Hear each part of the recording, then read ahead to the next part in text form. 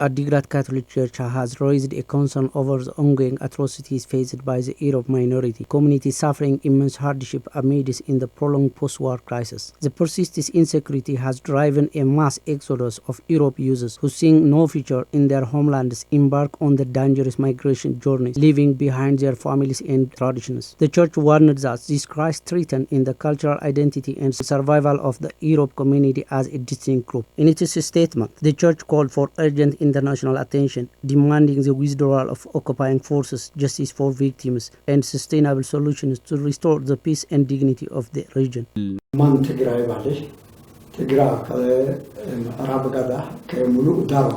Living along the border has left the Irob people particularly vulnerable. Despite the Pretoria peace agreement, large areas, including Ndalgeda, Weratle, and parts of Alitena and Agarlohoma, remain under Eritrean military control, causing ongoing suffering for the community.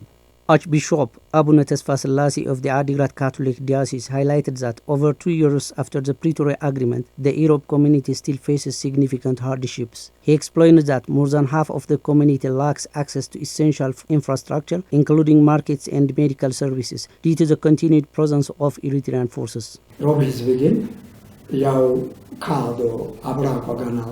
The failure to implement the Pretoria Agreement has left over 50% of the Irob people without access to basic freedoms, forcing many young people to flee their homeland in search of safety and opportunities. The archbishops also expressed grave concern over the youth migration crisis. Desperate and disillusioned, many Irob youths are leaving for Libya, Yemen, and other Arab nations. Tragically, countless lives are lost along those perilous migration routes, particularly at sea.